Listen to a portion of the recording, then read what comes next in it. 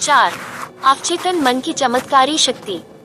आपका अवचेतन मन आपके शरीर की सभी महत्वपूर्ण प्रक्रियाओं को नियंत्रित करता है और सभी समस्याओं के उत्तर जानता है।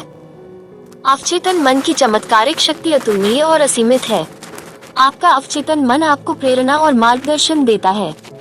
ये यादों के भंडार से महत्वपूर्ण तस्वीरें और दृश्य निकाल कर लाता है। आपका अवचेतन मन दिल की धड़कन और रक्त संचार को नियंत्रित करने का काम करता है। यह पाचन और उत्सर्जन को भी सुचारू बनाने का काम करता है।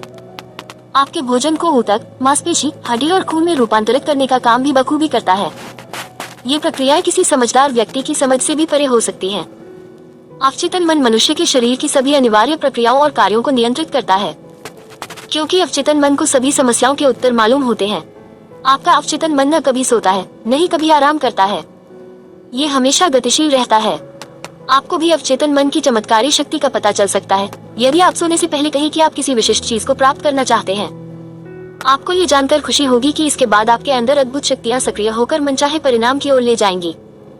यह शक्ति और बुद्धिमानी का ऐसा स्रोत है जो आपको सीधे सर्वशक्तिमान के संपर्क में रखता है। यह ऐसी शक्ति है जो विश्व को चलाती है, ग्रहों को उनकी कक्षा में रखती है और सूरज को चमकाती है। अवचेतन मन आदर्श, महत्वाकांक्षाओं और परोपकारी इच्छाओं का एक बड़ा स्रोत है। अवचेतन मन के जरिए ही शेक्सपियर ने उन महान सच्चाइयों को जाना जो उनके युग के आम आदमी को पता भी नहीं थी। अवचेतन मन की बदौलत ही यूनानी मूर्तिकार फिडियस ने संगमरमर और कांसे में सुंदरता उकेरने में इतनी निपुणता प्राप्त की। अवचेतन मन द्वारा महान कलाकारों ने आश्चर्यजनक शक्ति पाई। इसने महान इतालवी कलाकार रैफल को उनकी अमर कलाकृति मेडोना मनाने और महान जर्मन संगीतकार बीथोवन को उनकी सिम्फनी की रचना करने में समर्थ बनाया। कुछ साल पहले मैंने भारत में ऋषिकेश की योगा फॉरेस्ट यूनिवर्सिटी में भाषण दिया और वहीं बम्बई के एक सर्जन से मेरी लंबी बातचीत हुई। उनसे मैंने डी. जेम्स एसेल की आश्चर्यजनक कहानी सुनी। एसेल एक स्कॉटिश सर्जन थे जिन्होंने 1840 के दशक में बंगाल में काम किया था। उस जमाने में बेहोश करने के लिए ईथर या रासायनिक एनेस्थेसिया की अन्य आधुनिक विधियों का प्रयोग नहीं होता था। बहरहाल 1843 और 1846 के बीच डी. एसेल ने सभी तरह के कुल मिलाकर 400 बड़े ऑपरेशन किए। इनमें आंख, कान और गले के ऑपरेशनों के अलावा अंग काटने, ट्यूमर हटाने और कैंसर की गांठ हटाने के ऑपरेशन शामिल थे। इन सभी ऑपरेशनों में सिर्फ मानसिक एनेस्थेसिया ही दिया गया। इससे उन्हें कोई दर्द नहीं हुआ और ऑपरेशन के दौरान उनमें से किसी की मौत भी नहीं हुई। ऑपरेशन के बाद भी एसेल के बहुत कम मरीज मरे। यह उस वक्त की बात थी जब लुई पास्चर और जोसेफ लिस्टर ने यह साबित नहीं किया था कि संक्रमण बैक्टीरिया से फैलता था। किसी को भी यह महसूस नहीं था कि ऑपरेशन के बाद होने वाले संक्रमण दूषित औजारों और हानिकारक विषाणुओं के कारण होते हैं। बहरहाल जब एसेल अपने मरीजों को सम्मोहन की अवस्था में ये सुझाव देते थे कि उन्हें कोई संक्रमण या सेप्टिक नहीं होगा, तो उनके अवचेतन मन इस सुझाव पर प्रतिक्रिया करते थे। वे संक्रमण के जीवनघाती खतरों से लड़ने की प्रक्रिया शुरू कर देते थे। इस बारे में सोचे 150 साल पहले इस स्कॉटिश सर्जन ने यह खोज लिया था कि अवचेतन मन की चमत्कारी शक्ति का प्रयोग कैसे किया जाए। इस बात पर विस्मय होना स्वाभाविक है। जिन पराभौतिक शक्तियों ने डी. एसेल को प्रेरित किया और उनके मरीजों को मौत से बचाया, उनका लाभ आप भी ले सकते हैं। अवचेतन मन आपको समय और स्थान के बंधन से परे कर सकता है। ये दर्द और कष्ट से स्वतंत्र कर सकता है। ये सभी समस्याओं के उत्तर दे सकता है। आपके अंदर ऐसी शक्ति और ज्ञान है जो आपकी बुद्धि से परे है और आप इसके चमत्कार पर हैरान हो सकते हैं। इस प्रकार के अनुभव आपको अवचेतन मन की चमत्कारी शक्तियों में विश्वास दिलवाएंगे और आपको खुशी से भर देंगे। अवचेतन मन जीवन की पुस्तक। आप जो भी अवचेतन मन पर विचार, विश्वास, प्राय, सिद्धांत उकेरते हैं, वे परिस्थितियों, स्थितियों और घटनाओं के रूप में प्रकट हो जाते हैं। आप अंदर जो लिखेंगे उसका बाहर भी वही अनुभव होगा। आपके जीवन के दो पहलू हैं, यथार्थवादी और कल्पनावादी, दृश्य और अदृश्य, विचार और अभिव्यक्ति। क्योंकि विचार तंत्रिका आवेग के रूप में आपके सेरिब्रल कॉर्टेक्स में पहुंचता है, जो आपके चेतन तार्किक मन का अंग है। यदि एक बार चेतन या यथार्थवादी मस्तिष्क ने विचार को पूरी तरह स्वीकार कर लिया, तो यह मस्तिष्क के दूसरे हिस्से तक पहुंचता है, जहां यह साकार हो जाता है और परिस्थिति का रूप ले लेता है। जैसा कि आप जानते ही हैं कि आपका अवचेतन बहस नहीं कर सकता। यह उसी पर अमल करता है जो आपने इस पर लिखा है।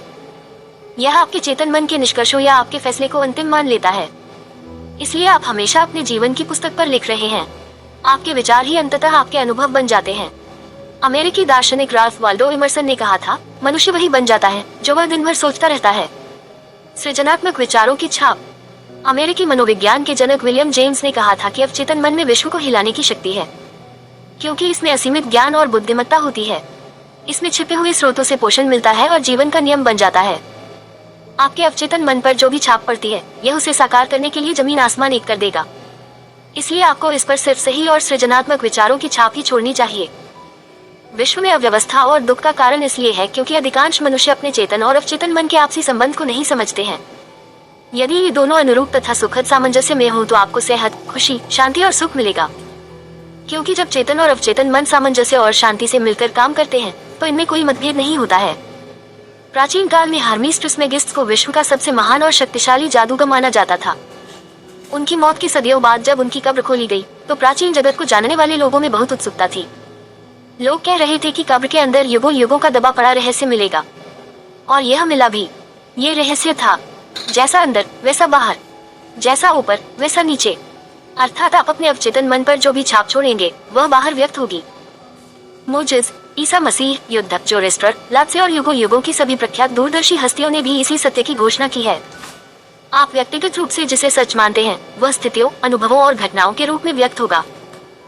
गति और भावना में संतुलन होना ही है। जैसा स्वर्ग में है वैसा ही धरती पर होगा। यही जीवन का महान नियम है। क्रिया और प्रतिक्रिया, स्थिरता और गति का ये नियम आपको समूची प्रकृति में मिलेगा। इन दोनों में संतुलन होने पर ही सामंजस्य और संतुलन बनेगा। आप विश्व में इसलिए हैं ताकि जीवन लयबद्ध तरीके और सामंजस्य से प्रवाहित हो सके। अंदर जाने और बाहर निकलने वाली चीजें बराबर होनी चाहिए। अंदर की और बाहर की अभिव्यक्ति बराबर होनी चाहिए। आपकी सारी कुंठाओं का कारण अपूर्ण इच्छाएं हैं। यदि आप नकारात्मक, विनाशक और दुष्ट विचार रखेंगे तो ये विचार विनाशक भाव पैदा करते हैं। ये भाव बाहर निकलने का कोई न कोई रास्ता खोज लेंगे और किसी न किसी तरह व्यक्त होंगे। जब भावों की प्रकृति नकारात्मक होगी तो अक्सर हृदय रोग, तनाव और चिंता के रूप में व्यक्त होते हैं। अपने बारे में आपकी क्या सोच या भावना है? आपके अस्तित्व का प्रत्येक हिस्सा उसी सोच की अभिव्यक्ति है। आपकी स्फूर्ति, शरीर, वित्तीय स्थिति, दोस्त और सामाजिक प्रतिष्ठा उन विचारों का प्रतिबिंब है जो आपके अपने बारे में है। अर्थात आप अपने अवचेतन मन पर अंदर जो छाप छोड़ते हैं वह आपके जीवन के सभी क्षेत्रों में बाहर व्यक्त होती है। हम अपनी नकारात्मक सोच से स्वयं को भारी नुकसान पहुंचाते हैं। आपने कितनी बार गुस्सा होकर, डरकर, जलकर या बदले की भावना से खुद को नुकसान पहुंचाया है? यदि एक बार ये जहर आपके अवचेतन मन में दाखिल हो जाते हैं, आप इनसे बच नहीं सकते। कोई भी व्यक्ति इन नकारात्मक नजरियों के साथ पैदा नहीं हुआ है। यदि आप अपने अवचेतन मन को जीवनदायी विचार देंगे तो इसके अंदर के सभी नकारात्मक विचार मिटने लगेंगे। ये काम लगातार करने पर सारा अतीत मिट जाएगा और अवचेतन मन उसे भुला देगा। अवचेतन मन की उपचार शक्ति। अवचेतन मन की उपचार शक्ति का सबसे विश्वसनीय प्रमाण व्यक्तिगत उपचार है। 40 साल पहले मुझे चर्म रोग हुआ। मैंने बहुत अच्छे डॉक्टरों को भी दिखाया और सबसे आधुनिक उपचार भी आजमाए, लेकिन किसी से भी फायदा नहीं हुआ। चर्म रोग बिगड़ता गया। फिर एक दिन मनोवैज्ञानिक ज्ञान रखने वाले एक धर्मगुरु ने मुझे भजन का गूढ़ मतलब समझाया। उन्होंने मेरा ध्यान इस वाक्य की तरफ दिलाया कि आपकी पुस्तक में मेरे सभी अंग हैं जो लगातार बनाए गए हैं जब उनमें से कोई भी नहीं था। पुस्तक का मतलब मेरा अवचेतन मस्तिष्क है जिसने एक छोटी सी मूल कोशिका से मेरे सभी अंग बनाए हैं। मेरे अवचेतन मन ने मेरे शरीर को बनाया है, इसलिए यह इसे दोबारा बना सकता है और अंतर्निहित आदर्श रूपरेखा के अनुरूप उपचार करता है। इस धर्मगुरु ने अपनी घड़ी की तरफ इशारा किया। उन्होंने कहा कि इस घड़ी को देख रहे हो, इसे किसी ने बनाया था, लेकिन इसके मूर्त रूप में आने से पहले घड़ी बनाने वाले के दिमाग में इसका स्पष्ट विचार था। लेकिन किसी कारण घड़ी सही काम न करे तो इसके मूल विचार की मदद से घड़ी बनाने वाले को वह ज्ञान मिल जाएगा जिससे वह इसे सुधार सकता है। मैं समझ गया वे मुझे क्या समझाने चाहते हैं। मेरे शरीर की रचना करने वाली अवचेतन बुद्धि घड़ी बनाने वाले की तरह है। ये ठीक ठीक जानती है कि मेरे शरीर की सभी महत्वपूर्ण क्रियाओं और प्रक्रियाओं का उपचार कैसे किया जाए, शरीर को दोबारा कैसे बनाया जाए और मार्गदर्शन कैसे दिया जाए। लेकिन सही तरीके से काम करवाने के लिए मुझे इसे स्वास्थ्य का आदर्श विचार देना होगा। आदर्श विचार के परिणाम स्वरूप ही उपचार होगा। मैंने एक बहुत आसान सी प्रार्थना तैयार की। मेरा शरीर और इसके सभी अंग मेरे अवचेतन मन की असीमित बुद्धि ने बनाए हैं। मैं ये जानता हूँ कि उपचार कैसे किया जाए। बुद्धि ने मेरे सभी अंग, ऊतक, मांसपेशियां और हड्डियां बनाई हैं। मेरे अंदर की यह असीमित उपचारक शक्ति ही मेरे अस्तित्व की प्रत्येक कोशिका को रूपांतरित करती है और मुझे संपूर्ण बनाती है। मैं उस उपचार के लिए धन्यवाद देता हूँ जो इस समय हो रहा है, क्योंकि मेरे अंदर की रचनात्मक बुद्धि में अद्भुत शक्तियाँ हैं। मैंने इस आसान प्रार्थना को प्रत्येक दिन जोर जोर से दोहराया। लगभग 3 महीने बाद मेरी त्वचा से चर्म रोग गायब हो गया। मेरा डॉक्टर जरूर चकरा गया, लेकिन मैं जानता था कि यह कैसे संभव हो पाया। जब मैंने अपने अवचेतन मन को संपूर्णता, सुंदरता और पूर्णता की जीवनदायी रूपरेखा दी तो इसने मेरे अवचेतन मन से उन नकारात्मक विचारों को बाहर निकाल दिया जो मेरी समस्या का कारण थे। अर्थात आपके शरीर पर कोई चीज तब तक प्रकट नहीं होती है जब तक ये पहले आपके मस्तिष्क में न हो। यदि आप सकारात्मक विचारों से अपने मस्तिष्क को बदलते रहेंगे तो आप अपने शरीर को बदल देंगे। यही समस्त उपचार का आधार है। आपके काम अद्भुत है और मेरी आत्मा प्रत्येक चीज सही सही जानती है। अवचेतन द्वारा कार्यों पर नियंत्रण। आप किसी भी अवस्था में रहें, आपके अवचेतन मन की अथक शक्ति आपके शरीर के सभी महत्वपूर्ण कार्यों को नियंत्रित करती है। इसमें आपके चेतन मन के किसी तरह के दखल की जरूरत नहीं होती है। जब आप सो जाते हैं तब भी आपका हृदय धड़कता रहता है। आपके सीने और फेफड़े की मांसपेशियां फेफड़ों में हवा भरती और निकालती रहती हैं। आपके शरीर की कोशिकाओं के काम के कारण निकली कार्बन डाइऑक्साइड के बदले में ताजी ऑक्सीजन भर ली जाती है, जिसकी आपको कार्य करने के लिए जरूरत होती है। अवचेतन मन पाचक प्रक्रियाओं और ग्रंथियों के स्राव के अलावा आपके शरीर के सभी कार्यों को नियंत्रित करता है। आप जागें या सोएं, ये सब लगातार होता रहता है। यदि आपको अपने शरीर के सभी काम चेतन मन से करने पड़े तो आप निश्चित ही असफल हो जाएंगे और आप जल्दी मर जाएंगे। ये प्रक्रियाएं जटिल और आपस में बुरी तरह गुंथी हुई हैं। हॉट लंग मशीन, जिसका प्रयोग ओपन हार्ट सर्जरी में किया जाता है, आधुनिक चिकित्सा तकनीक का चमत्कार है। बहरहाल, इसके काम आपके अवचेतन मन की तुलना में बहुत आसान है, जो साल में 365 दिन काम करता है और वह भी 24 घंटे। मान ले आप किसी सुपरसोनिक जेटलाइनर में बैठकर समुद्र के ऊपर से गुजर रहे हो और कॉकपिट में घुस जाएं। निश्चित ही आपको हवाई जहाज उड़ाना नहीं आता है, लेकिन आप पायलट का ध्यान भटकाकर परेशानी जरूर खड़ी कर सकते हैं। इसी तरह से आपका चेतन मस्तिष्क शरीर को तो नहीं चला सकता, लेकिन यह इसके सही तरह से काम करने के रास्ते में बाधा जरूर बन सकता है। चिंता, तनाव, भय और निराशा हृदय, फेफड़ों, आमाशय और आंतों के सामान्य कार्यों में बाधा डाल सकती हैं। डॉक्टर अब इस बात पर ध्यान देने लगे हैं कि तनाव संबंधी बीमारियां कितनी गंभीर हैं। तनावपूर्ण विचार आपके अवचेतन मन के सामंजस्यपूर्ण काम में बाधा डालते हैं। जब आप शारीरिक और मानसिक रूप से विचलित महसूस करते हैं, तो आप जो सबसे अच्छा काम कर सकते हैं वह है शिथिल होना, आराम करना और विचार प्रक्रिया को रोक देना। अपने अवचेतन मन से बात करें, इससे कहें कि यह शांति, सामंजस्य और दैवीय विधान को स्थापित करे। आप पाएंगे कि आपके शरीर की समूची कार्य प्रणाली दोबारा सामान्य हो गई है। अपने अवचेतन मन से अधिकार और विश्वास के साथ बोलें। यह आपके आदेश का पालन करके प्रतिक्रिया करेगा। अवचेतन मन से कैसे काम करवाएं? ध्यान देने वाली बात यह है कि आपका अवचेतन मन हमेशा काम करता है। ये रात दिन सक्रिय रहता है, चाहे आप इस पर काम करें या न करें। अवचेतन आपके शरीर का निर्माता है, लेकिन आप इस खामोश प्रक्रिया को चेतन रूप से देख कर सुन नहीं सकते। आपका पाला हर बार अपने अवचेतन मन के बजाय अपने चेतन मन से पड़ता है। इसीलिए अपने चेतन मन से सर्वश्रेष्ठ की आशा करते रहें और आदतन विचार अच्छी, सुंदर, सच्ची, न्यायपूर्ण और सद्भावनापूर्ण चीजों पर केंद्रित रखें। अपने चेतन मन का ध्यान रखें और दिल में जान ले कि आपका अवचेतन मन आपके ही आदतन विचारों के अनुरूप परिणाम दे रहा है, व्यक्त कर रहा है और परिस्थितियां बना रहा है। जिस तरह पानी पाइप के आकार को ग्रहण कर लेता है और उसी में बहने लगता है, उसी तरह जीवन सिद्धांत भी आपके विचारों की प्रकृति के अनुरूप प्रवाहित होता है। यदि आपके अवचेतन की उपचारक शक्ति आपके अंदर सामंजस्य, सेहत, शांति, सुख और प्रचुरता के रूप में प्रवाहित हो रही है, और यदि आप इसकी ज्ञानी मनुष्य या प्यारे मित्र के रूप में कल्पना करें, तो यह आपको लगातार प्रवाहित, सजीव, प्रेरित और समृद्ध बना रहा है। यह इसी तरीके से प्रतिक्रिया करेगा। जैसा आप विश्वास करेंगे वैसा ही आपको मिलेगा। अवचेतन का उपचारक सिद्धांत। विश्व के सबसे मशहूर उपचारक धर्मस्थलों में से एक दक्षिण पश्चिम फ्रांस का लुर्डेस है। लुर्डेस के चिकित्सा विभाग में बहुत सी फाइलों में चमत्कारी उपचारों का विस्तृत विवरण है। इनमें से एक मैडम वाय का उपचार था। मैडम वाय नेत्रहीन थी। उनकी चक्षु तंत्रिकाएं क्षीण और बेकार हो चुकी थी। लुर्डेस आने के बाद उनकी आंखों की रोशनी लौट आई। कई डॉक्टरों ने प्रमाणित किया कि उनकी चक्षु तंत्रिकाएं अब भी बेकार थी, लेकिन इसके बावजूद वे देख सकती थी। 1 महीने बाद दोबारा जांच में यह पाया गया कि उनका चक्षु तंत्र दोबारा ठीक होकर सामान्य हो गया था। मैडम वाय धर्मस्थल के पानी से ठीक नहीं हुई थी, बल्कि उनका उपचार तो उनके ही अवचेतन मन ने किया था, जिसने उनके विश्वास पर प्रतिक्रिया की। उनके अवचेतन मन के अंदर के उपचारक सिद्धांत ने उनके विचार की प्रकृति के अनुरूप प्रतिक्रिया की। विश्वास अवचेतन मन तक पहुंचा विचार है। विश्वास का अर्थ है किसी भी चीज को सच मानना। जिस चीज पर विश्वास हो जाता है वह अपने आप हो जाती है। मैडम वाय इस धर्मस्थल पर बड़ी उम्मीद और विश्वास के साथ गई थी कि वे ठीक हो जाएंगी। उनके अवचेतन मन ने इसी के अनुरूप प्रतिक्रिया की और हमेशा मौजूद उपचारक शक्तियों को सक्रिय कर दिया। अवचेतन मन, जिसने आंख बनाई थी, निश्चित रूप से एक मृत तंत्रिका को दोबारा सजीव कर सकता था। रचनात्मक सिद्धांत ने जिस अंग की रचना की थी वह उसकी दोबारा रचना कर सकता था। आपके विश्वास के अनुरूप ही आपको मिलेगा। अवचेतन मन तक विचार कैसे पहुंचाएं? एक बार मैं जोहान्सबर्ग, दक्षिण अफ्रीका में एक मेथोडिस्ट पादरी से मिला। उन्होंने मुझे बताया कि वे बुरी तरह फैल चुके फेफड़े के कैंसर से कैसे उबरे। उन्होंने भी पूर्ण स्वास्थ्य के विचार को अवचेतन मन तक पहुंचाकर चमत्कारिक परिणाम पाए। मेरे आग्रह करने पर उन्होंने उस प्रक्रिया विस्तृत वर्णन मुझे भेजा है, जिसे आपके सामने रख रहा हूँ। दिन में कई बार मैं खुद को मानसिक और शारीरिक रूप से पूरी तरह शिथिल कर लेता था। मैं अपने शरीर से यह बोलकर खुद को शिथिल करता था, मेरे पंजे शिथिल हैं, मेरे टखने शिथिल हैं, मेरे पैर शिथिल हैं, मेरे आमाशय की मांसपेशियां शिथिल है, मेरा दिल और फेफड़े शिथिल हैं, मेरा सिर शिथिल है, मेरा पूरा अस्तित्व बिल्कुल शिथिल है। लगभग 5 मिनट बाद मैं खुद को नींदी अवस्था में पाता था। फिर मैं इस सत्य की घोषणा करता था, ईश्वर की पूर्णता अब मुझ में व्यक्त हो रही है। संपूर्ण स्वास्थ्य का विचार अब मेरे अवचेतन मन में भर रहा है। ईश्वर ने मेरी जो छवि बनाई है वह आदर्श छवि है और मेरा अवचेतन मन ईश्वर की उसी आदर्श छवि के अनुसार मेरे शरीर को दोबारा बना रहा है। इस तरह पादरी का उल्लेखनीय उपचार हुआ और वे पूरी तरह ठीक हो गए। उन्होंने जिस तकनीक का प्रयोग किया था वह संपूर्ण स्वास्थ्य के विचार को अवचेतन मन तक पहुंचाने का सीधा और सरल तरीका थी। स्वास्थ्य के विचार को अवचेतन मन तक पहुंचाने का एक और अद्भुत तरीका अनुशासित या वैज्ञानिक कल्पना है। मैंने लकवे के एक मरीज को बताया कि वह कल्पना में स्पष्ट तस्वीर देखे कि वह अपने ऑफिस में चहलकदमी कर रहा है, डेस्क छू रहा है, फोन का उत्तर दे रहा है और वे सारे काम कर रहा है जो वह सामान्य स्थिति में करता। मैंने उसे बताया कि उसका अवचेतन मन संपूर्ण स्वास्थ्य की मानसिक तस्वीर को स्वीकार कर लेगा।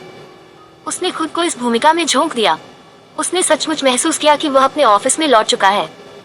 वह अपने अवचेतन मन को एक मूर्त और निश्चित काम दे रहा है। उसका अवचेतन मन वह फिल्म थी जिस पर तस्वीर की छाप छोड़ी जा रही थी। उसने कई सप्ताह तक गहनता से तस्वीर देखी। फिर एक दिन टेलीफोन की घंटी उस वक्त बजी जब बाकी सब लोग बाहर थे।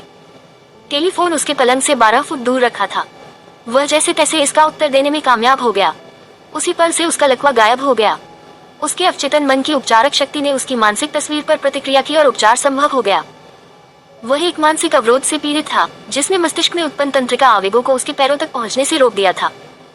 इसलिए वह चल नहीं पाता था, लेकिन जब उसने अपना ध्यान अपने अंदर की उपचारक शक्ति पर केंद्रित किया तो उसके एकाग्र ध्यान से शक्ति प्रवाहित होने लगी और वह दोबारा चलने लगा। जो भी आप प्रार्थना में मांगेंगे, विश्वास रखने पर वह आपको मिल जाएगा। याद रखें, सारी कुंठा अधूरी इच्छाओं के कारण पैदा होती है, लेकिन आप बाधाओं, विलंब और मुश्किलों पर ध्यान केंद्रित करेंगे तो आपका अवचेतन मन उसी अनुरूप प्रतिक्रिया करेगा और इस तरह आप अपनी ही भलाई को रोक देंगे। आपका अवचेतन मन आपके शरीर की सभी महत्वपूर्ण प्रक्रियाओं को नियंत्रित करता है और सभी समस्याओं के उत्तर जानता है। आप अपने अवचेतन मन पर जो भी छाप छोड़ते हैं वह परिस्थितियों, अनुभवों और घटनाओं के रूप में व्यक्त होती है। इसलिए चेतन मन में मौजूद विचारों के बारे में सतर्क रहें। क्रिया और प्रतिक्रिया का नियम शाश्वत है। आपका विचार क्रिया है और उस विचार पर आपका अवचेतन मन स्वतः प्रतिक्रिया करता है। अपने विचारों पर नजर रखें। सोने से पहले अपने अवचेतन मन से कोई विशिष्ट आग्रह करें और इसकी चमत्कारी शक्ति देखें। जीवन का सिद्धांत आपके अंदर लयबद्ध और सामंजस्यपूर्ण तरीके से प्रवाहित हो सकता है, बशर्ते आप चेतन रूप से दृढ़ता से कहेंगे कि मैं विश्वास करता हूँ कि जिस अवचेतन मन ने मुझे यह इच्छा दी है वही इसे मेरे द्वारा पूरा कर रहा है। इससे सारे संघर्ष खत्म हो जाते हैं। आप चिंता, तनाव और भय के कारण अपने हृदय, फेफड़ों और अन्य अंगों की सामान्य लय को गड़बड़ कर सकते हैं। अपने अवचेतन में सद्भाव, सेहत और शांति के विचार भरें। इससे आपके शरीर की समूची कार्य प्रणाली दोबारा सामान्य हो जाएगी।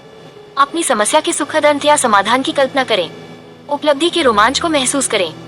आप जो भी कल्पना करेंगे या महसूस करेंगे उसे आपका अवचेतन मन स्वीकार करके परिणाम में बदल देगा।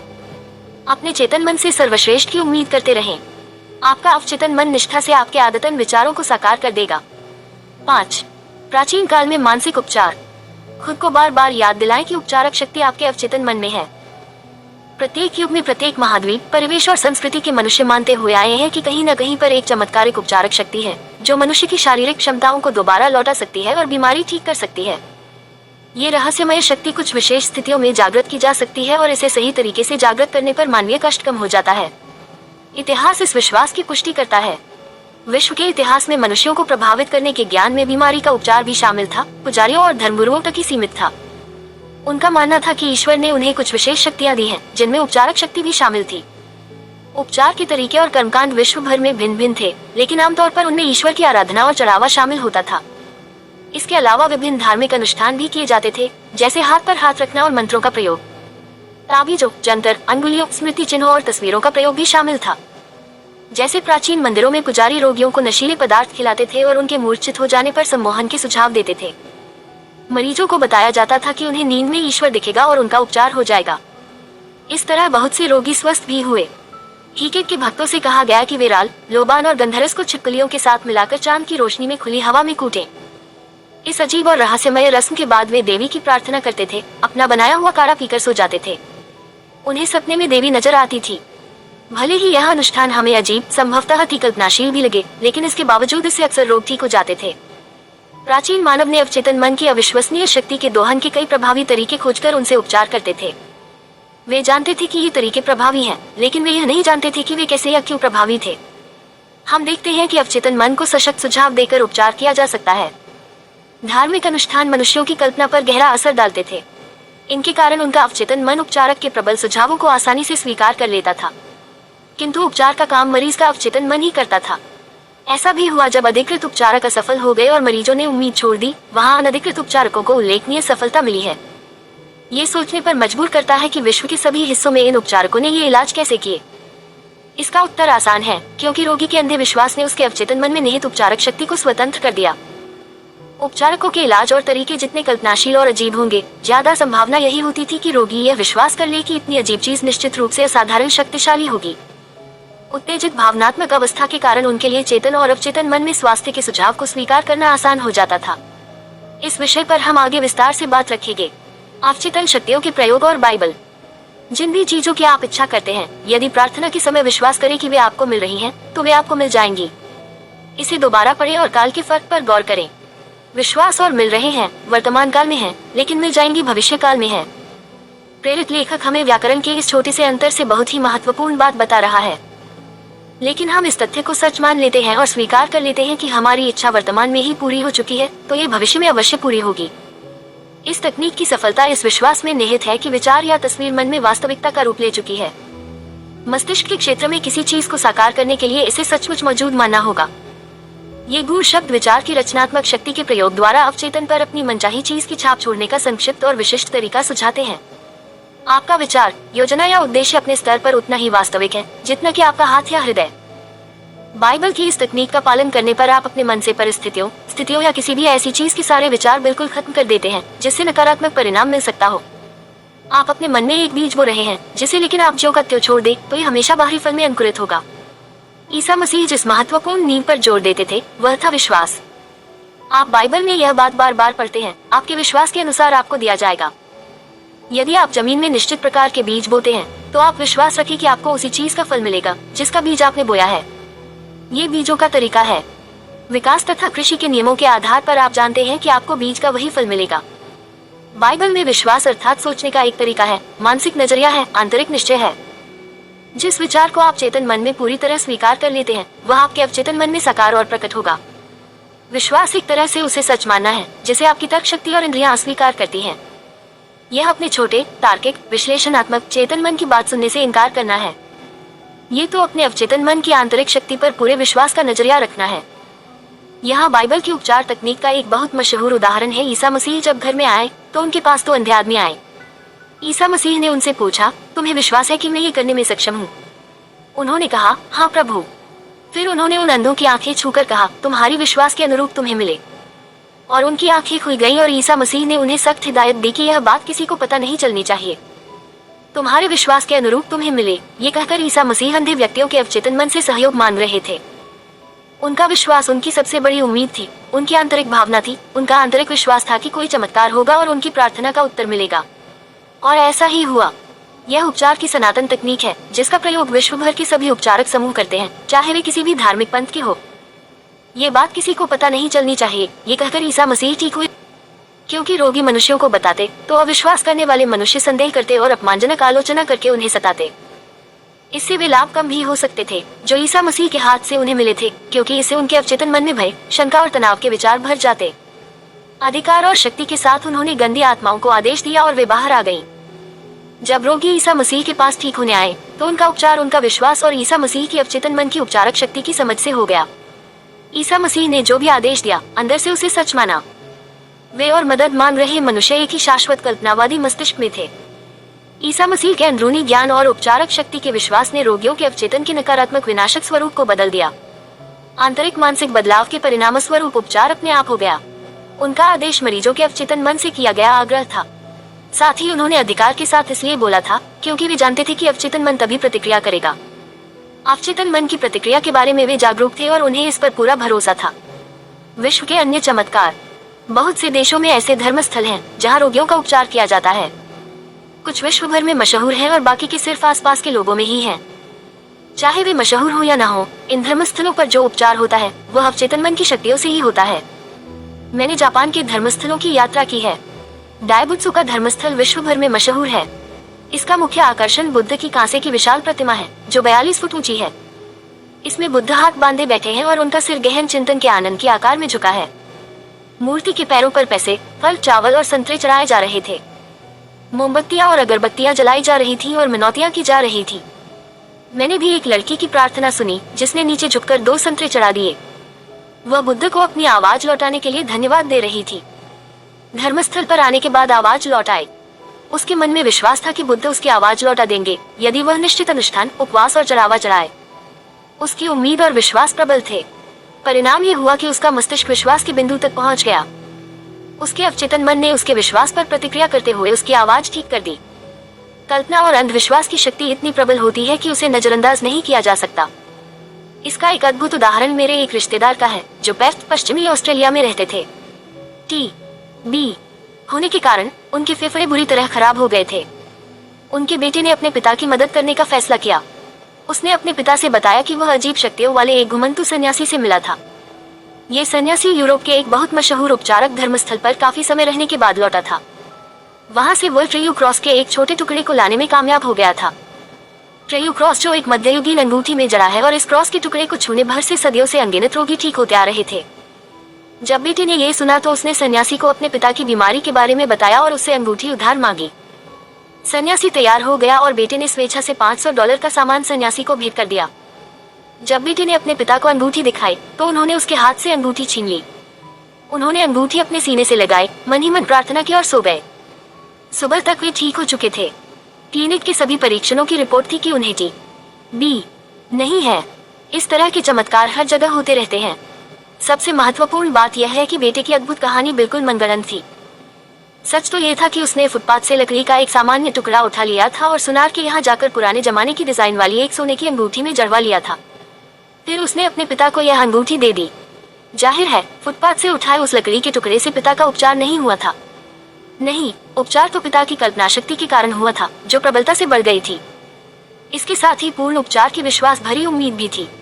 कल्पना शक्ति विश्वास या व्यक्तिपरक भावना के साथ मिल गई और इन दोनों के मेल से उसके अवचेतन मन की शक्ति ने उपचार कर दिया। पिता को कभी पता नहीं चल पाया कि उनके साथ यह चाल चली गई थी, लेकिन उन्हें यह बात पता चल जाती तो हो सकता है कि उन्हें वो बीमारी दोबारा हो जाती। बहरहाल उनकी TB कभी नहीं लौटी। वे TB से हमेशा हमेशा के लिए स्वतंत्र हो गए और 15 साल बाद 89 साल की उम्र में अन्य कारणों से मरे। शाश्वत उपचारक सिद्धांत।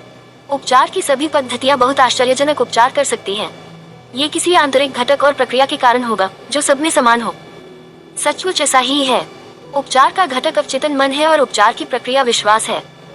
सोचें, आपका अवचेतन मन सुझाव की शक्ति का हमेशा पालन करता है।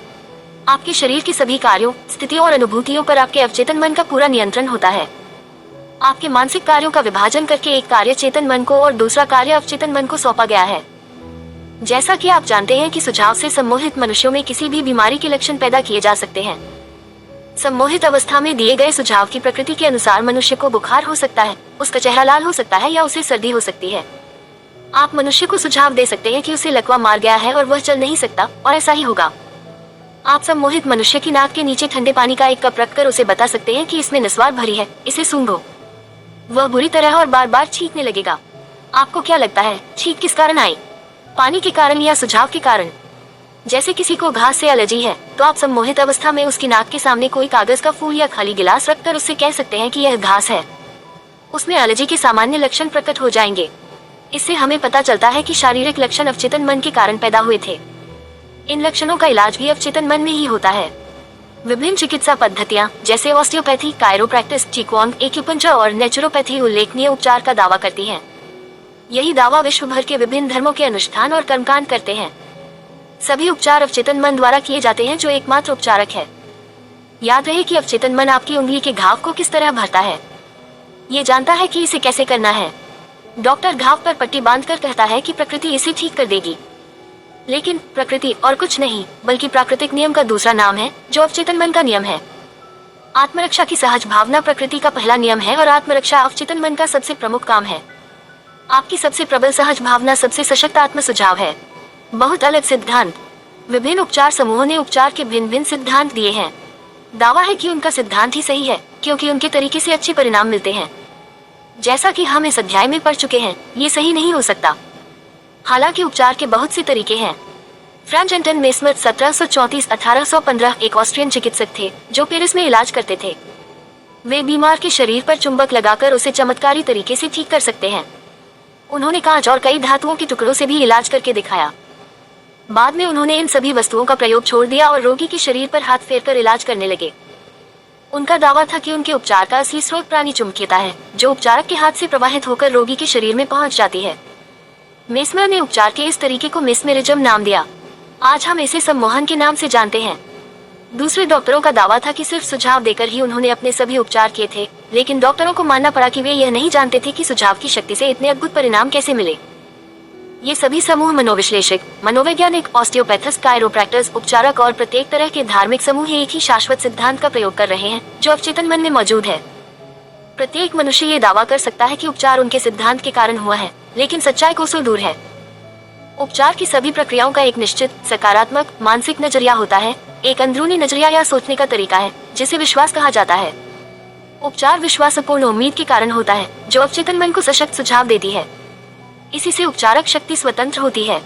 एक मनुष्य जिस तरीके से ठीक होता है, दूसरा भी उसी तरीके से ठीक होता है। ये हो सकता है कि दोनों के सिद्धांत या तरीके भिन्न हो, लेकिन उपचार की प्रक्रिया एक ही है और वह है विश्वास।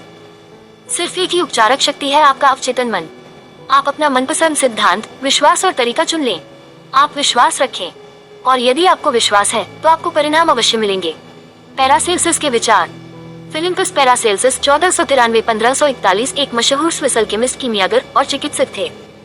वे अपने जमाने के मशहूर उपचारक थे। उनकी बातें वैज्ञानिक रूप से प्रमाणित तथ्य हैं। आपके विश्वास की वस्तु सच्ची हो या झूठी, आपको परिणाम समान ही मिलेंगे।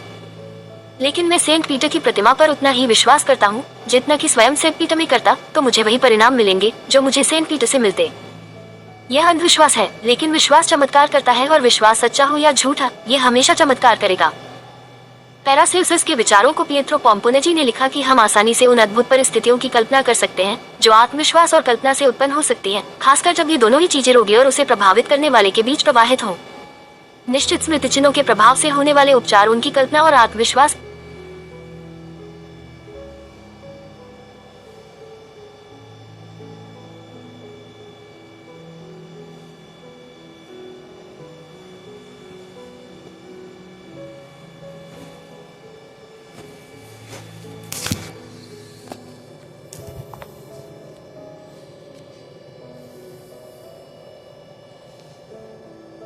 निश्चित स्मृति चिन्हों के प्रभाव से होने वाले उपचार उनकी कल्पना और आत्मविश्वास के प्रभाव हैं।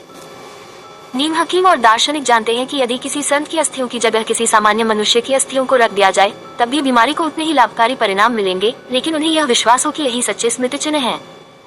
अर्थात आप संत की अस्थियों की शक्तियों या किसी जगह के पानी के उपचारक गुणों या मेरे ऑस्ट्रेलियाई रिश्तेदार की तरह लकड़ी के टुकड़े के चमत्कारी परिणामों में विश्वास करते हैं, तो आपको असर मिलेंगे, क्योंकि आपके अवचेतन मन को सुझाव दिया गया है। आखिर उपचार तो अवचेतन मन ही करता है। बर्नहीम के प्रयोग। हिप्पोलाइट बर्नहीम 20वीं सदी की शुरुआत में फ्रांस के नैन्सी में प्रोफेसर ऑफ मेडिसिन थे। उन्होंने ये स्पष्ट किया कि चिकित्सक द्वारा रोगी को दिए गए सुझाव अवचेतन मन की शक्ति के कारण परिणाम देते हैं। बर्नहीम ने एक आदमी की कहानी बताई जिसकी जीभ को लकवा मार गया था। बहुत इलाज किया, लेकिन कोई फायदा नहीं हुआ। फिर एक दिन डॉक्टर ने उसे बताया कि उसे एक नया यंत्र मिल गया है जो उसकी समस्या को बिल्कुल ठीक कर देगा।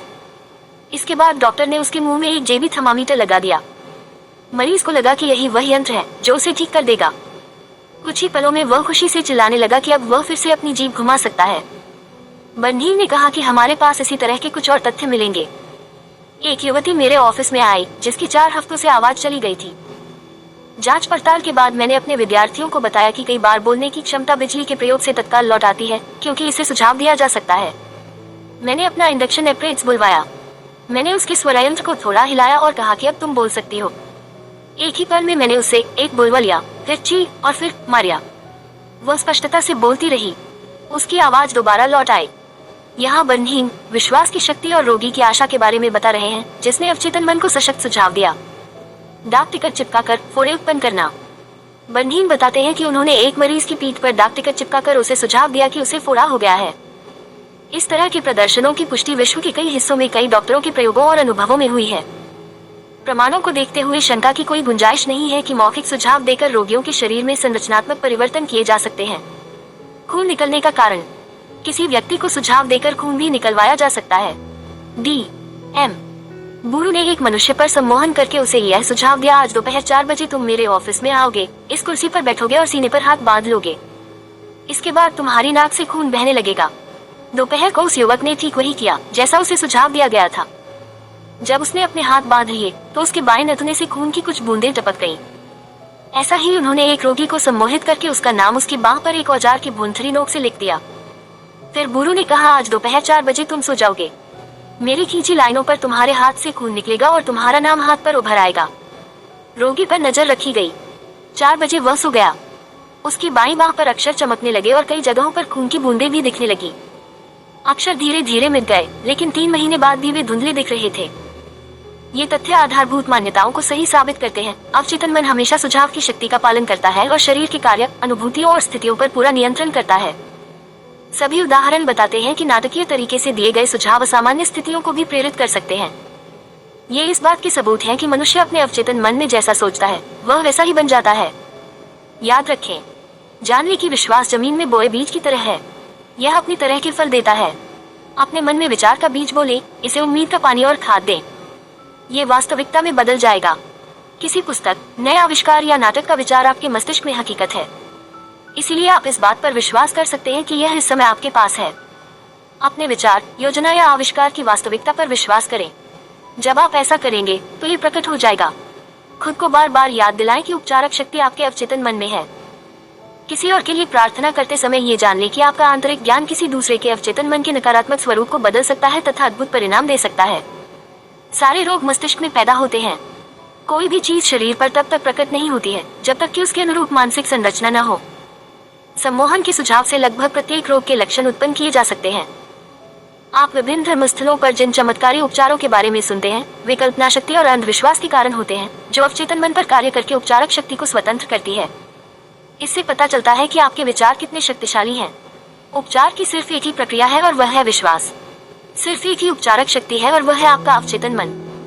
चाहे आपके विश्वास की वस्तु सच्ची हो या झूठी, आपको परिणाम मिलेंगे।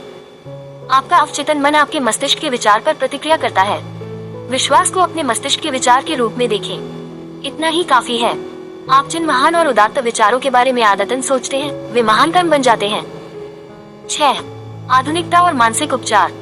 बीमारी या नुकसान या चोट पहुंचाने वाली किसी चीज में विश्वास करना मूर्खता है। संपूर्ण स्वास्थ्य, समृद्धि, शांति, दौलत और दैवीय मार्गदर्शन में विश्वास करें। वह कौन सी चीज है जो उपचार करती है? यह उपचारक शक्ति कहाँ और कैसे काम करती है? सभी सवाल बहुत अहम हैं। इनका एक ही उत्तर है, उपचारक शक्ति प्रत्येक मनुष्य के अवचेतन मन में निवास करती है और रोगी के बदले हुए मानसिक नजरिए से यह सक्रिय हो जाती है। किसी भी मानसिक या धार्मिक वैज्ञानिक उपचारक, मनोवैज्ञानिक, मनोविश्लेषक या डॉक्टर ने कभी किसी मरीज को ठीक नहीं किया है। एक पुरानी कहावत है, डॉक्टर घाव पर पट्टी बांधता है, ईश्वर उसे ठीक करता है। मनोवैज्ञानिक या मनोविश्लेषक मरीज के मानसिक अवरोध हटाकर प्रभावी परिवर्तन लाता है ताकि उपचारक सिद्धांत सक्रिय हो सके और रोगी दोबारा स्वस्थ हो सके। इसी तरह सर्जन शारीरिक अवरोध हटाता है ताकि उपचारक प्रवाह सामान्य ढंग से काम कर सके। कोई भी डॉक्टर या सर्जन या मानसिक विज्ञान का प्रयोग करने वाला पूरी तरह से ये दावा नहीं कर सकता कि उसने मरीज को ठीक कर दिया। उपचारक शक्ति एक ही है, हालांकि इसे भिन्न भिन्न नामों से पुकारा जाता है, प्रकृति, जीवन, ईश्वर, रचनात्मक ज्ञान, लेकिन वास्तविकता में ये सभी अवचेतन शक्ति की ओर इशारा करने के भिन्न भिन्न तरीके हैं। आप जानते हैं कि हम स्वयं में मौजूद उपचारक जीवन सिद्धांत के प्रवाह के मानसिक, भावनात्मक और शारीरिक अवरोधों को कई तरीकों से हटा सकते हैं। आपके अवचेतन मन में रहने वाला यह उपचारक सिद्धांत आपको सभी मानसिक तथा शारीरिक रोगों से स्वतंत्र कर सकता है और करेगा, बशर्ते आप या कोई दूसरा मनुष्य इसे सही दिशा दे। यह उपचारक सिद्धांत सभी मनुष्यों में काम करता है, भले ही उनका पंथ, रंग या जाति कोई भी हो। इसका प्रयोग करने और लाभ लेने के लिए आपको किसी विशेष चर्च का सदस्य बनने की जरूरत नहीं है।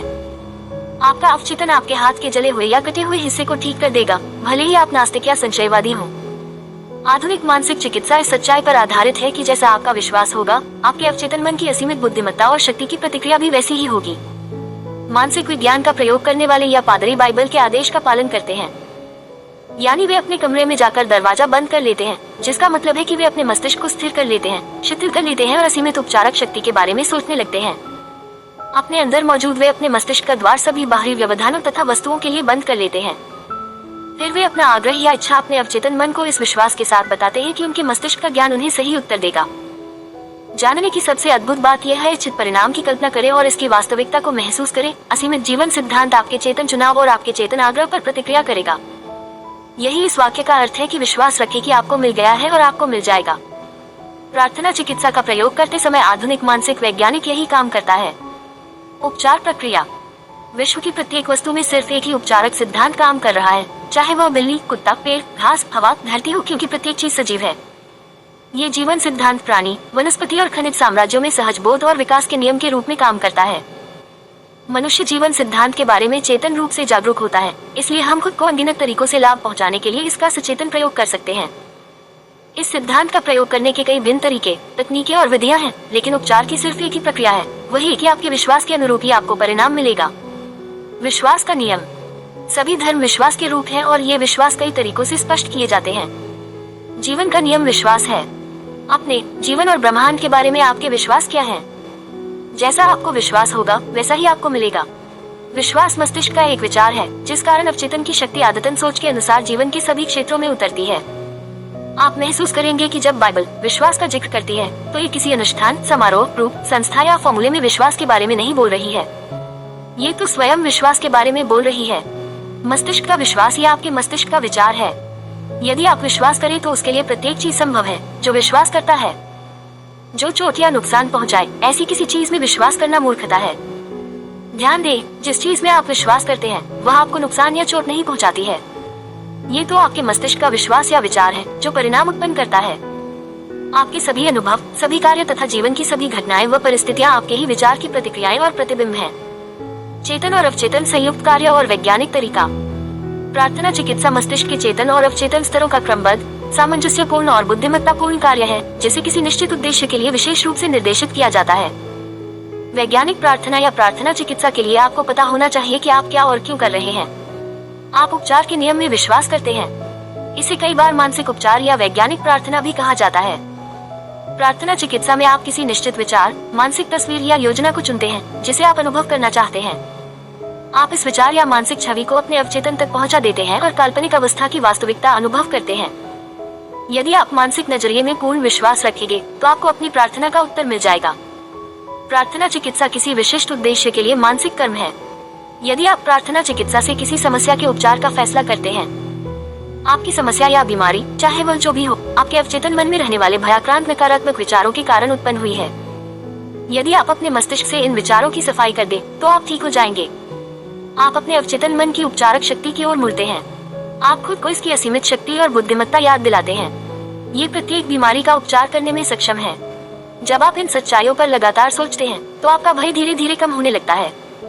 इन सच्चाइयों की याद गलत विश्वासों से जूझती है और अंततः उन्हें परास्त कर देती है। जब आप उस उपचार के लिए धन्यवाद देंगे तो ये भी जानते होंगे कि यह अवश्य होगा। फिर आप अपने मस्तिष्क को उस समस्या से तब तक दूर रखते हैं जब तक कि कुछ समय बाद आपके मन में दोबारा प्रार्थना करने की इच्छा प्रबलता से महसूस नहीं होती है।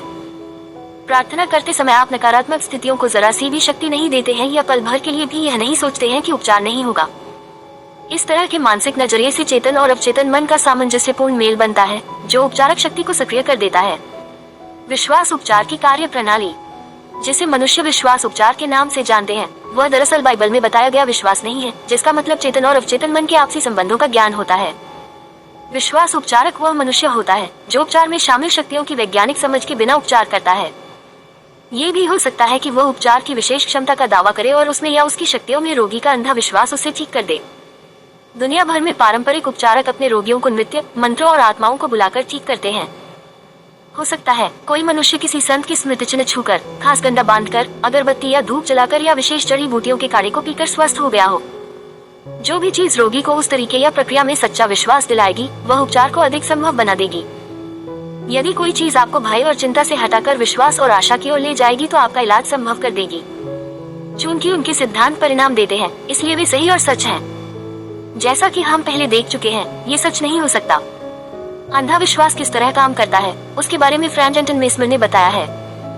1776 में उन्होंने अपने मरीजों के शरीर को चुंबक से छूकर इलाज करने का दावा किया था। बाद में उन्होंने चुंबक छोड़कर मरीज से कुछ दूरी पर अपने हाथ घुमाकर इलाज किया। इस नई तकनीक की सफलता को समझाने के लिए मेस्मर ने प्राणी चुंबकीयता का सिद्धांत दिया। उन्होंने बताया कि ये द्रव वैसे तो पूरे ब्रह्मांड में फैला हुआ है, लेकिन मनुष्य के शरीर में सबसे सक्रिय है। ये चुंबकीय द्रव उनके हाथों से बीमार शरीर की ओर संप्रेषित होता है और प्राणी चुंबकीयता का ये स्थानांतरण उनका उपचार कर देता है। हजारों लाखों मनुष्य उनके पास आने लगे और कई अद्भुत उपचारों का दावा किया गया। मेस्मर पेरिस की सरकार ने उनके इलाजों की जांच के लिए एक आयोग गठित किया। इस आयोग में प्रख्यात चिकित्सक और एकेडमी ऑफ साइंस के सदस्य थे, जिनमें बेंजामिन फ्रैंकलिन भी शामिल थे। सघन जांच पड़ताल के बाद आयोग ने स्वीकार किया कि मेस्मर ने बीमारों को सचमुच ठीक किया था। हालांकि यह भी कहा गया कि उनके चुंबकीय द्रव सिद्धांत को सही साबित करने वाला एक भी प्रमाण नहीं है, बल्कि इलाज मरीजों की कल्पना की वजह से हुआ था। मेस्मर को जब निर्वासित कर दिया गया तो सन 1815 में उनकी मृत्यु हो गई। इंग्लैंड में मैनचेस्टर के डी. जेम्स बेड ने यह साबित करने का बीड़ा उठाया कि चुंबकीय द्रव का डी. मेस्मर के उपचारों से कोई लेना देना नहीं था। डी. बेड ने पाया कि रोगी को सुझाव देकर सम्मोहित तंद्रा या निद्रा में भेजा जा सकता था। रोगियों की सम्मोहित तंद्रा में रहते समय वे कई अद्भुत परिणाम उत्पन्न करने में सफल हुए, जिनका श्रेय मेस्मर ने प्राणी चुंबकीयता को दिया था। इस प्रकार ये सभी उपचार निस्संदेह रोगियों की सक्रिय कल्पना और अवचेतन मन को दिए गए स्वास्थ्य के सशक्त सुझावों द्वारा संभव हुए थे। इसे अंधा विश्वास कहना ठीक नहीं होगा, क्योंकि न तो मरीज न ही उपचारक को ये समझ थी कि ये उपचार कैसे हुए। कल्पनावादी विश्वास का अर्थ: मनुष्य का कल्पनावादी अवचेतन मन उसके चेतन या यथार्थवादी मन के नियंत्रण के अधीन रहता है। ये सुझावों के प्रति भी अति संवेदनशील होता है। अर्थात जो भी आपका यथार्थवादी विश्वास है, यदि आप उसमें सक्रियता या निष्क्रियता से विश्वास रखेंगे तो आपका अवचेतन मन उस सुझाव द्वारा नियंत्रित होगा और आपकी इच्छा पूरी हो जाएगी। मानसिक उपचारों के लिए कल्पनावादी विश्वास की जरूरत होती है। इसे प्राप्त करने का तरीका यथार्थवादी या चेतन मन के सक्रिय विरोध का अंत करना है। क्योंकि शरीर के प्रभावी उपचार के लिए सबसे अच्छा तो ये रहेगा कि चेतन और अवचेतन दोनों ही मन विश्वास को पूरी तरह स्वीकार करने की अवस्था में हो, लेकिन ये हमेशा जरूरी नहीं होता है। आप अपने मन और शरीर को शिथिल करके उनींदी अवस्था में पहुंच सकते हैं और निष्क्रियता तथा ग्रहणशीलता की स्थिति में दाखिल हो सकते हैं। इस उनींदी अवस्था में आपकी निष्क्रियता कल्पनावादी छाप के प्रति ग्रहणशील बन जाती है। एक बार मुझसे किसी ने पूछा कि ऐसा कैसे हो गया कि उस पादरी ने मुझे ठीक कर दिया। जब उसने मुझे बताया कि रोग जैसी कोई चीज नहीं होती है और इसका कोई अस्तित्व ही नहीं होता है, तो मैंने उसके एक भी शब्द पर विश्वास नहीं किया। मुझे लगा कि वह मेरी बुद्धि का अपमान कर रहा है, लेकिन इसके बावजूद मैं ठीक हो गया। ऐसा कैसे हो सकता है? इसका स्पष्टीकरण आसान है, क्योंकि वह पादरी के शांतिदायक शब्दों से शांत हो गया। फिर पादरी ने उसे कुछ समय के लिए पुनः निष्क्रिय अवस्था में जाने, कुछ न बोलने या सोचने की सलाह दी। पादरी भी निष्क्रिय बन गए। उन्होंने आधे घंटे तक शांति से, धीरे धीरे तथा दृढ़ता से लगातार कहा कि इस मनुष्य को संपूर्ण स्वास्थ्य, शांति, सद्भाव और पूर्णता मिल जाए। आधे घंटे बाद उस मनुष्य को असीम राहत महसूस हुई और वह दोबारा स्वस्थ हो गया। उपचार के समय निष्क्रियता के कारण उसका कल्पनावादी विश्वास प्रकट हो गया था और पादरी द्वारा दिए गए संपूर्ण स्वास्थ्य के सुझाव उसके अवचेतन मन तक पहुंच गए थे। दोनों कल्पनावादी मन तालमेल में थे। यदि इस व्यक्ति ने उपचारक की शक्ति और उसके सिद्धांत के सही होने के बारे में अपनी शंकाओं को उस वक्त उभरने दिया होता, तो यह विरोधी आत्म सुझाव के रूप में काम करता। उस स्थिति में पादरी के सुझाव बहुत कम असर दिखाते या बिल्कुल असफल हो जाते। उनींदी, निष्क्रिय अवस्था में चेतन मन का विरोध न्यूनतम होने के कारण रोगी का अवचेतन मन पादरी के सुझावों के प्रति ग्रहणशील हो गया था। इसने उन सुझावों के अनुरूप कार्य किया और उपचार हो गया। अनुपस्थित उपचार का अर्थ: यदि आप लॉस एंजलिस में रहते हैं और आपको ये खबर मिलती है कि आपकी मां न्यूयॉर्क सिटी में बहुत बीमार है, सबसे पहले आपके मन में आएगा कि घर परिवार और नौकरी छोड़कर उनके पास पहुंच जाएं। लेकिन यह संभव न हो तो क्या आप अपनी मां के ठीक होने की प्रक्रिया में अपने विश्वास की शक्ति का प्रयोग नहीं कर पाएंगे? ऐसा बिल्कुल नहीं है। चाहे आप भौतिक रूप से मौजूद न हो, लेकिन आपकी प्रार्थनाएं उन तक अवश्य पहुंच सकती हैं। रचनात्मक मस्तिष्क एक ही है। मस्तिष्क का रचनात्मक नियम आपको लाभ पहुंचाता है। आपको तो बस अपने मन में स्वास्थ्य और सामंजस्य का आंतरिक महसूस भरना है। इसकी प्रतिक्रिया स्वतः होती है। आपके अवचेतन मन का यह आंतरिक महसूस आपकी मां के अवचेतन मन पर काम करता है। सेहत, स्फूर्ति और पूर्णता के आपके विचार एक ही शाश्वत कल्पनावादी मन में काम करते हैं। वे जीवन के कल्पनावादी पहलू के नियम को गतिमान कर देते हैं, जो उनके शरीर में उपचार के रूप में प्रकट होता है। मस्तिष्क सिद्धांत में समय या स्थान का कोई महत्व नहीं होता है। वही मस्तिष्क आपकी मां और आप में काम करता है, चाहे आप कहीं भी रहें। वास्तव में कोई भी अनुपस्थित उपचार नहीं होता है जो उपस्थित उपचार का विरोधी हो, क्योंकि शाश्वत मस्तिष्क प्रत्येक जगह है। आप विचार भेजने या पकड़ने की कोशिश नहीं करते हैं। आपका उपचार विचार की चेतन गति है। जब आप स्वास्थ्य, कल्याण और आराम के लक्षणों के प्रति जागरूक बन जाते हैं, तो ये लक्षण आपकी मां में प्रकट होंगे। परिणाम अवश्य मिलेंगे। जब लॉस एंजलिस की एक महिला को पता चला कि न्यूयॉर्क में रहने वाली उसकी मां को कोरोनरी थ्रोम्बोसिस हो गया है, वह अपनी मां के पास नहीं जा सकती थी, इसलिए उसने ये प्रार्थना की: उपचारक शक्ति मेरी मां के पास है। उनके शरीर की स्थिति उनके विचार जीवन का वैसा ही प्रतिबिंब है जिस तरह छायाएं पर्दे पर पड़ती हैं। मैं जानती हूँ कि उस पर्दे की छवियों को बदलने के लिए मुझे उन चीजों को बदलना होगा जिनका वे प्रतिबिंब दिखाती हैं। मैं अब अपने मस्तिष्क में अपनी मां के लिए पूर्णता, सामंजस्य और संपूर्ण स्वास्थ्य की छवि बना रही हूँ। जिस असीमित उपचारक शक्ति ने मेरी मां का शरीर और उनके सभी अंग बनाए हैं, वह उनके अस्तित्व के प्रत्येक परमाणु में भर रही है और उनके शरीर की प्रत्येक कोशिका से शांति की धारा प्रवाहित हो रही है। डॉक्टरों को दैवीय मार्गदर्शन मिल रहा है। जो भी मेरी माँ को छू रहा है उसे सही काम करने का मार्गदर्शन मिल रहा है। मैं जानती हूँ कि रोग अंतिम सच नहीं है, सभी का उपचार संभव है। मैं प्रेम और जीवन के असीमित सिद्धांत की समर्थक हूँ। मैं जानती हूँ और यह आदेश देती हूँ कि मेरी माँ के शरीर में सामंजस्य, सेहत और शांति व्यक्त हो रही है। उसने कई बार यह प्रार्थना दोहराई। इससे उसकी माँ की हालत में उल्लेखनीय सुधार हुआ। उनका हृदय रोग चिकित्सक हैरान था और उसने ईश्वर में प्रबल विश्वास के लिए उन्हें बधाई दी। बेटी के मस्तिष्क के पूर्ण विश्वास के साथ स्वीकार किए गए निष्कर्ष ने शाश्वत अवचेतन मन में व्याप्त रचनात्मक ऊर्जा को सक्रिय कर दिया। यह उसकी माँ के शरीर में संपूर्ण स्वास्थ्य और सामंजस्य के रूप में प्रकट हुई। बेटी ने अपनी माँ के बारे में जो सोचा वह उसकी माँ के अनुभव में अभिव्यक्त हुआ। अवचेतन मन का गतिशील कार्य। मेरी एक मनोवैज्ञानिक मित्र ने मुझे बताया कि एक महत्वपूर्ण अंग की बायोप्सी में कैंसर की कोशिकाएं मिली। डॉक्टर ने पीड़ादायक और खतरनाक उपचार का सुझाव दिया। इसके लिए हाँ करने से पहले मेरे मित्र ने एक और तकनीक आजमाई। प्रत्येक रात में सोने से पहले वह शांति से यह विश्वास जताती थी कि प्रत्येक कोशिका, नस, तंत्रिका और अंग पूर्ण, दोषरहित और आदर्श बन रहा है। मेरे पूरे शरीर में स्वास्थ्य और सामंजस्य दोबारा लौट रहा है। 1 महीने में उसका पूर्ण उपचार हो गया। बाद के परीक्षणों में पता चला कि कैंसर की कोशिकाएं अब नहीं बची थी। मैं इससे प्रभावित हुआ और मेरी जिज्ञासा जाग गई। मैंने उससे पूछा कि वह सोने से पहले अपना निश्चय क्यों दोहराती थी। उसने कहा कि एक बार किसी दिशा में सक्रिय होने पर अवचेतन मन का काम नींद के दौरान भी चलता रहता है। इसलिए यह बहुत जरूरी है कि आप सोने से पहले अवचेतन मन को कोई लाभकारी काम सौंप दें। ये बहुत समझदारी भरा उत्तर था, क्योंकि पूर्ण स्वास्थ्य के बारे में सोचते समय उसने एक बार भी अपनी बीमारी का नाम नहीं लिया। यदि आप अपनी बीमारियों के बारे में बोलना बंद कर दें या उनका नाम न लें, खास तौर पर सोने से ठीक पहले, तो बहुत फायदेमंद होता है। आपके ध्यान और भय से भी उन्हें जीवन मिलता है। हमने जिस मनोवैज्ञानिक का जिक्र किया है, आप भी उसकी तरह मानसिक सर्जन बने। फिर आपकी मुश्किलें भी उसी तरह दूर हो जाएंगी जिस तरह निर्जीव शाखाएं किसी पेड़ से टूट जाती हैं। यदि आप लगातार अपने दर्द और लक्षणों की रट लगाए रहते हैं तथा उनके बारे में बात करते हैं, तो आप उनकी शक्ति बढ़ा देते हैं। आप उस गतिशील कर्म को रोकते हैं जो आपके अवचेतन मन की उपचारक शक्ति और ऊर्जा को सक्रिय करता है। जब आपके ही मस्तिष्क के नियम द्वारा ये कल्पनाएं आकार लेने लगती है, तो वही चीज होती है जिसका आपको भय रहता था। इसीलिए अपने मस्तिष्क में जीवन की महान सच्चाइयां भरें और प्रेम की रोशनी की ओर बढ़ें। महत्वपूर्ण सूत्र। अवचेतन मन को अपने आग्रह या इच्छाएं बताने की एक निश्चित योजना बना लें। इच्छित परिणाम की कल्पना करें और इसकी वास्तविकता महसूस करें। इसे लगातार करें। आपको निश्चित रूप से परिणाम मिलेंगे। पता लगाएं कि वह कौन सी चीज है जो आपका उपचार करती है। विश्वास करें कि अवचेतन मन को दिए गए सही निर्देश आपके मस्तिष्क और शरीर का उपचार कर देंगे। फैसला करें कि विश्वास क्या है। जान लें कि विश्वास आपके मन का एक विचार है और आप जो सोचते हैं आप उसकी रचना करते हैं। बीमारी या नुकसान या चोट पहुंचाने वाली किसी चीज में विश्वास करना मूर्खता है। संपूर्ण स्वास्थ्य, समृद्धि, शांति, दौलत और दैवीय मार्गदर्शन में विश्वास करें। अपने जीवन में प्रार्थना उपचार की शक्ति लागू करें। निश्चित योजना, विचार या मानसिक तस्वीर चुन लें। उस विचार के साथ मानसिक और भावनात्मक तालमेल बनाएं। जब आप अपने मानसिक नजरिए के प्रति आस्थावान रहेंगे, तो आपकी प्रार्थना का उत्तर मिल जाएगा। आप जिन महान और उदात्त विचारों के बारे में आदतन सोचते हैं, वे महान कर्म बन जाते हैं। आप सचमुच उपचार की शक्ति पाना चाहते हैं, तो आप इसे विश्वास के जरिए पा सकते हैं, जिसका मतलब है अपने चेतन और अवचेतन मन की कार्यविधि का ज्ञान। विश्वास समझ से आता है। अपने बीमार प्रियजनों के लिए प्रार्थना करना सीखें। अपने मन को शांत कर लें। सेहत, स्फूर्ति और पूर्णता के आपके विचार शाश्वत कल्पनावादी मस्तिष्क के माध्यम से आपके प्रियजन के मस्तिष्क में महसूस किए जाएंगे और प्रकट होंगे। अंधे विश्वास का मतलब है कि उपचारक शक्तियों की वैज्ञानिक समझ के बिना भी सफल उपचार हो सकता है। 7. व्यवहारिक तकनीक द्वारा मानसिक उपचार। आपकी मनोकामना आपकी प्रार्थना है। अपनी मनोकामना पूरी होने की तस्वीर बनाएं और इसकी वास्तविकता महसूस करें। आपकी मनोकामना सचमुच पूरी हो जाएगी।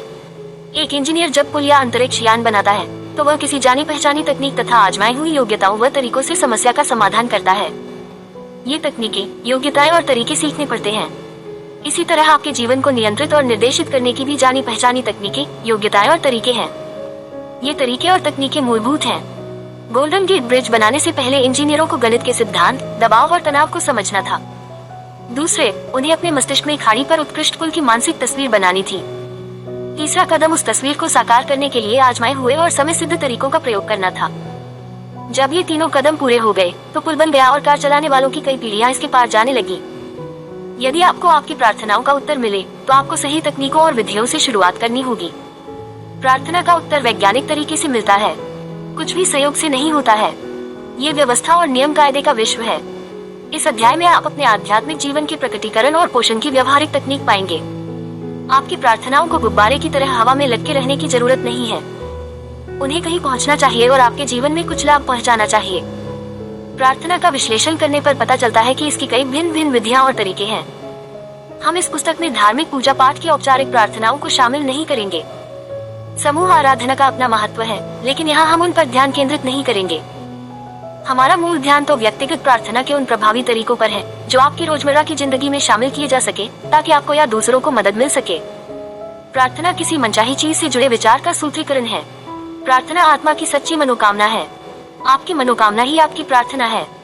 ये गहरी जरूरतों से निकलती है और उन चीजों को साकार करती है जिन्हें आप अपने जीवन में पाना चाहते हैं। यही प्रार्थना की सच्ची प्रकृति है। जीवन की भूख और शांति, सद्भाव, स्वास्थ्य, खुशी और जीवन की बाकी अन्य नियामतों को पाने की प्रभावी अभिव्यक्ति। विचार पहुंचाने की तकनीक। आपने देखा कि प्रभावी प्रार्थना का रहस्य अवचेतन मन को इच्छित परिणाम से सराबोर करना है। ऐसा करने का एक बहुत आसान तरीका चेतन से अवचेतन मन तक विचार पहुंचाने की तकनीक है। इसमें मुख्यतः अवचेतन मन को प्रेरित किया जाता है ताकि यह चेतन मन के आग्रह को उसी रूप में ग्रहण कर ले। ये तकनीक सपने में सबसे अच्छी तरह काम करती है, क्योंकि ज्यादा गहरे अवचेतन मन में असीमित बुद्धिमत्ता और असीम शक्ति है। बस शांति से अपनी मनोकामना के बारे में सोचें। इसके साकार होने की तस्वीर इसी पल से देखना शुरू कर दें। उस छोटी लड़की की तरह बने जिसे बहुत बुरी खांसी थी और गला खराब था।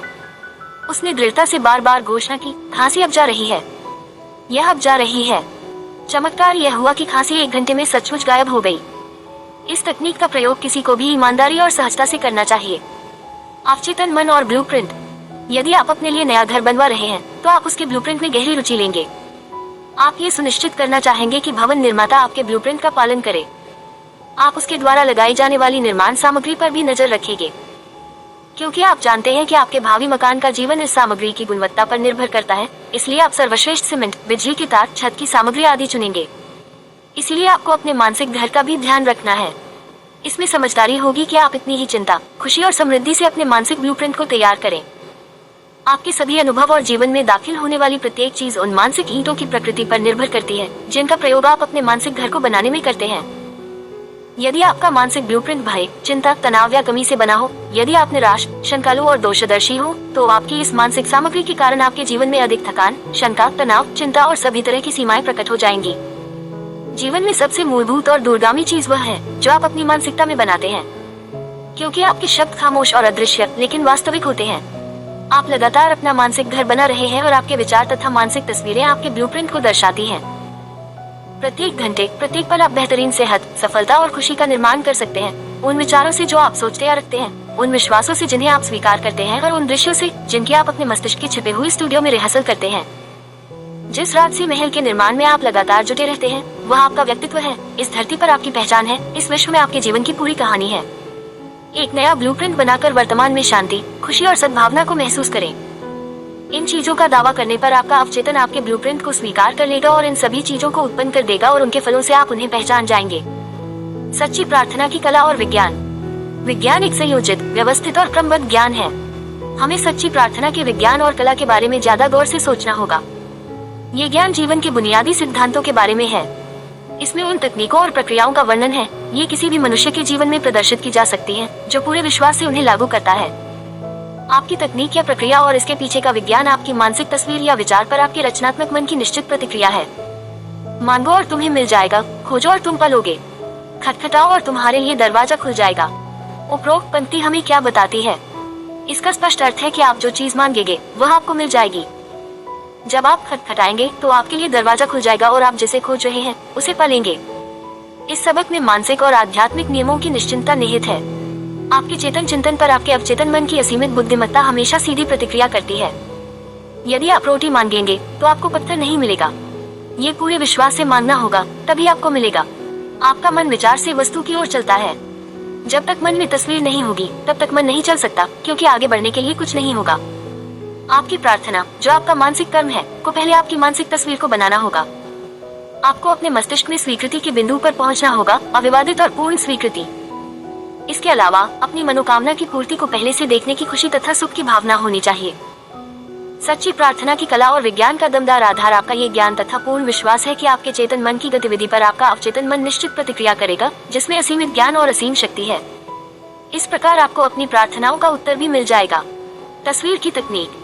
विचार के सूत्रीकरण का सरल और स्पष्ट तरीका है इसकी तस्वीर देखना। अपने मन की आंख से इसे उतनी ही स्पष्टता से देखना जैसे ये साकार हो। आप आंख से सिर्फ वही देख सकते हैं जो बाहरी जगत में पहले से मौजूद है। इसी तरह आप मन की आंख से जो तस्वीर देख सकते हैं वह पहले ही आपके मन के अदृश्य क्षेत्रों में मौजूद होती है। जो भी तस्वीर आपके मन में है वह चाही गई अदृश्य चीजों का प्रमाण है। आप अपनी कल्पना में जो गढ़ते हैं वह आपके शरीर के किसी अंग जितना ही वास्तविक होता है। विचार वास्तविक होते हैं और वे एक दिन आपके यथार्थवादी विश्व में अवश्य प्रकट होंगे। शर्त सिर्फ इतनी है कि आपको अपनी मानसिक तस्वीर के प्रति निष्ठावान रहना होगा। ये चिंतन प्रक्रिया आपके दिमाग पर छाप छोड़ देती है। ये छाप बाद में आपके जीवन में तथ्य और अनुभव के रूप में सामने आती है। आर्किटेक्ट जिस तरह की इमारत बनाना चाहते हैं पहले उसकी तस्वीर देखते हैं। वे उसे इस तरह देखते हैं जिस तरह वे उसे पूरा देखना चाहते हैं। उनकी कल्पना और विचार प्रक्रिया एक प्लास्टिक का सांचा बन जाती है। ये सुंदर या बदसूरत हो सकती है, गगनचुंबी अट्टालिका या एक मंजिला मकान हो सकती है, लेकिन ये सब तस्वीर की कल्पना से शुरू होता है। आर्किटेक्ट की मानसिक तस्वीर कागज पर आकार लेती है। अंततः कॉन्ट्रैक्टर और भवन निर्माता आवश्यक सामग्री इकट्ठी करते हैं और इमारत बनने लगती है। पूरी होने पर यह आर्किटेक्ट के मानसिक ढांचे के अनुरूप होती है। मैं श्रोताओं के सामने भाषण देने से पहले हमेशा तस्वीर की तकनीक आजमाता हूँ। मैं अपने मस्तिष्क को शांत कर लेता हूँ ताकि विचार की तस्वीर अवचेतन मन तक पहुँचा सकूं। फिर मैं पूरे सभागृह की तस्वीर देखता हूँ। इसकी कुर्सियाँ पुरुषों और महिलाओं से भरी हैं। वे अपने अंदर की असीमित उपचार शक्ति से उत्साहित हैं। मैं उन्हें स्वस्थ, खुश और स्वतंत्र देखता हूँ। अपनी कल्पना में यह विचार लाने के बाद मैं इस मानसिक तस्वीर को बनाए रखता हूँ और कल्पना करता हूँ कि लोग कह रहे हैं, मैं ठीक हो गया, मुझे बहुत अच्छा लग रहा है, मेरा कायापलट हो गया। मैं लगभग 10 मिनट तक ऐसा करता हूँ। मैं खुद को यह महसूस कराता हूँ कि प्रत्येक मनुष्य का मन और शरीर प्रेम, पूर्णता, सुंदरता से भरा है। मेरा महसूस उस बिंदु पर पहुँच जाता है जहाँ मैं मन में जनता की आवाजें सुन सकता हूँ जो उनकी सेहत और खुशी की घोषणा करती हैं। फिर मैं पूरी तस्वीर को स्वतंत्र कर देता हूँ और मंच पर पहुँच जाता हूँ। इस तकनीक का प्रयोग करने के बाद मैं जब भी बोलता हूँ तो हर बार कुछ लोग देर तक रुककर मुझे बताते हैं कि उन्हें उनकी प्रार्थनाओं का उत्तर मिल गया। मानसिक फिल्म विधि। एक पुरानी कहावत है कि एक तस्वीर 1000 शब्दों के बराबर है। इस तथ्य पर जोर दिया जाना चाहिए कि अवचेतन मन किसी भी तस्वीर को साकार कर देगा, बशर्ते उसके पीछे विश्वास हो कि इस तरह काम कर जैसे मैं हूँ और मैं सचमुच मौजूद रहूंगा। कुछ साल पहले मेरा मिडवेस्ट में एक लेक्चर था। इस सिलसिले में मुझे कुछ राज्यों में जाना पड़ा। मैं उस इलाके में एक स्थायी जगह चाहता था ताकि मैं जरूरतमंद लोगों की सेवा कर सकूं। मैंने काफी दूर दूर तक यात्रा की, लेकिन स्थायी जगह के विचार को नहीं भूला। एक रात को स्पोकेन, वॉशिंगटन में मैं अपने होटल के कमरे में पलंग पर आराम कर रहा था।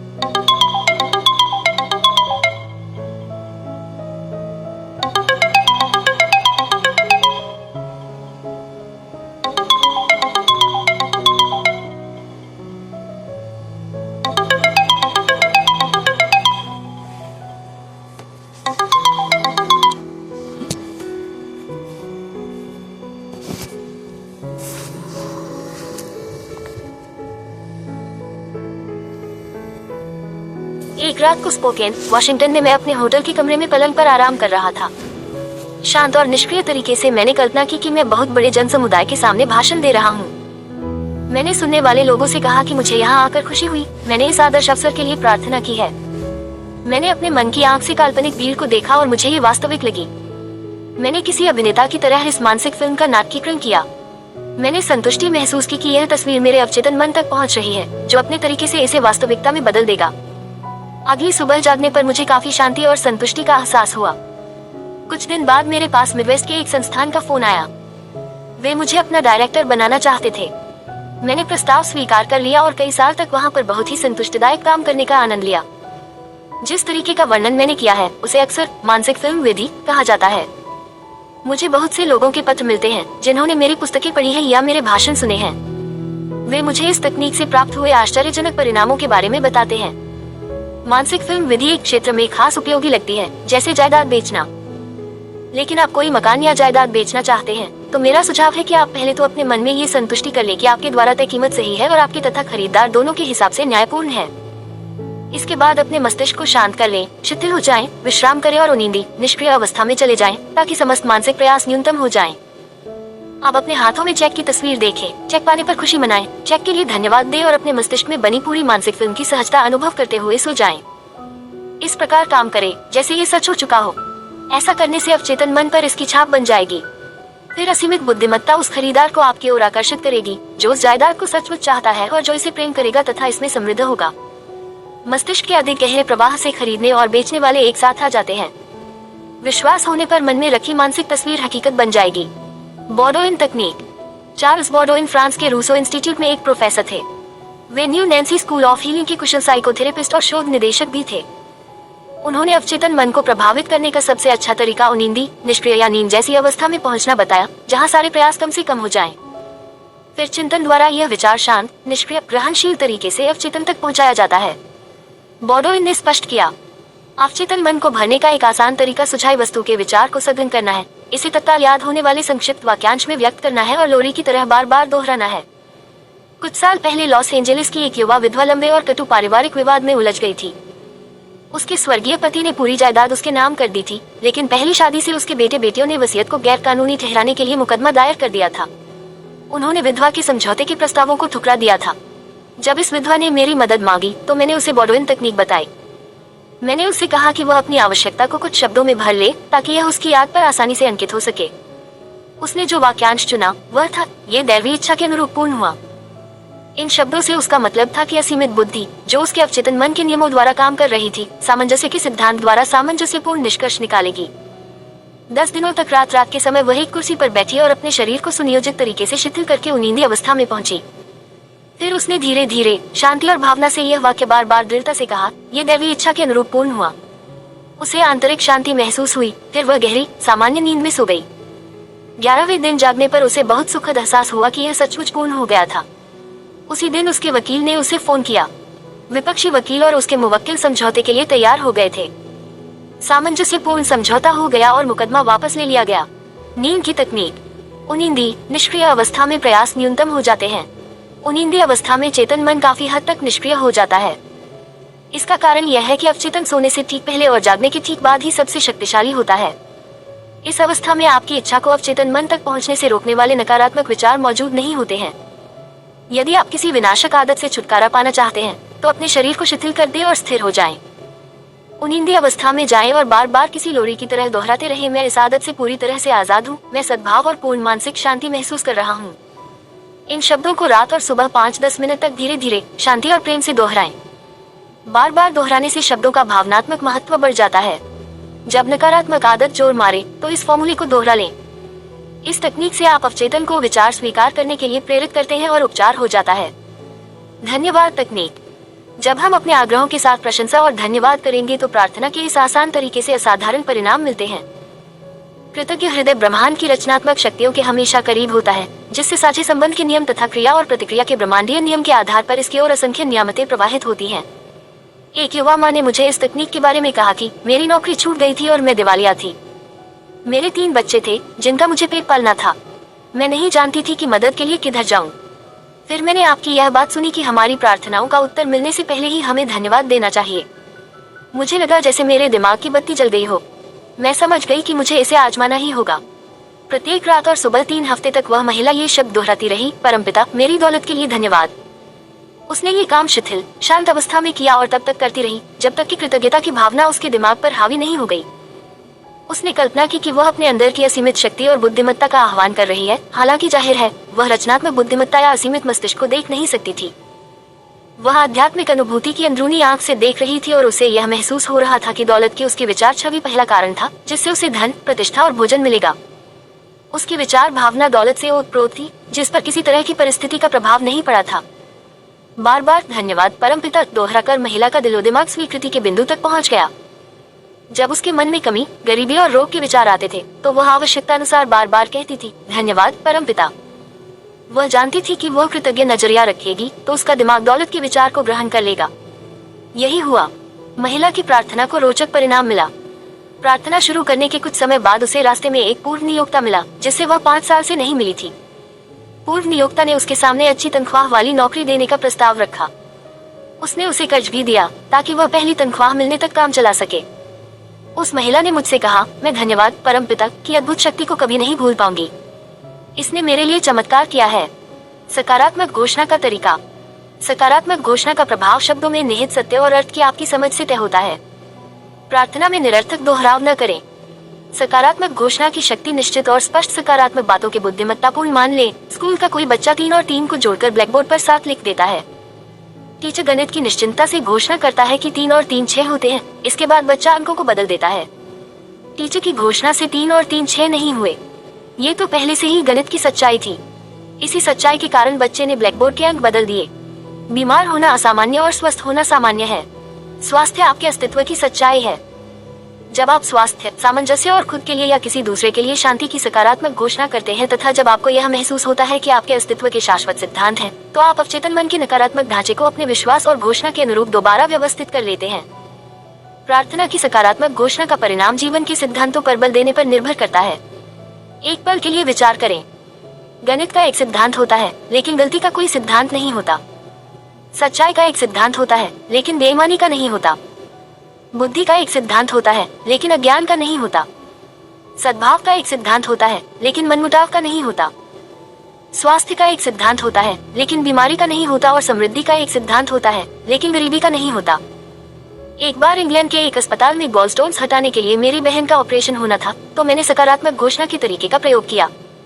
अस्पताल की जांचों और एक्सरे में उसके रोग की पुष्टि हो चुकी थी। उसने मुझसे अपनी सेहत के लिए प्रार्थना करने को कहा। मैं 6000 मील से ज्यादा दूर था लेकिन इससे मैं विचलित नहीं हुआ। मस्तिष्क सिद्धांत में समय और दूरी का कोई महत्व नहीं होता है। असीमित मन या बुद्धिमत्ता एक ही समय में प्रत्येक बिंदु पर पूरी तरह मौजूद रहती है। दिन में कई बार मैंने अपनी बहन के रोग के लक्षणों और उसके शारीरिक व्यक्तित्व के विचार को दूर किया। शांति और विश्वास से मैंने इस बात की सकारात्मक घोषणा की, ये प्रार्थना मैं अपनी बहन कैथरीन के लिए कर रहा हूँ। वह आराम और चैन से है, संतुलित और पूरी तरह शांत। अवचेतन मन की जिस उपचारक बुद्धि ने उसके शरीर को बनाया है, वह अब उसके अस्तित्व की प्रत्येक कोशिका, स्नायु, ऊतक, मांसपेशी और अस्थि को बदल रही है। ये बदलाव उसके अवचेतन मन में समाहित सभी अंगों के आदर्श ब्लूप्रिंट के अनुरूप हो रहा है। शांति और खामोशी से उसके अवचेतन मन के सभी विकृत विचार तंत्र हट रहे हैं। उसके अस्तित्व के प्रत्येक अणु में जीवन सिद्धांत की जीवंतता, पूर्णता और सुंदरता प्रकट हो रही है। यह अब उन उपचारक तरंगों को ग्रहण कर रही है जो उसमें नदी की तरह प्रवाहित हो रही है तथा उसे पूर्ण स्वास्थ्य, सामंजस्य और शांति दे रहे हैं। सारी विकृतियों और कुरूप छवियां अब उसमें प्रवाहित हो रहे प्रेम तथा शांति के असीमित समुद्र से धुल रही हैं। यही हो रहा है। 2 सप्ताह बाद मेरी बहन की जांच के बाद उसके एक्सरे में कोई गड़बड़ नहीं निकली।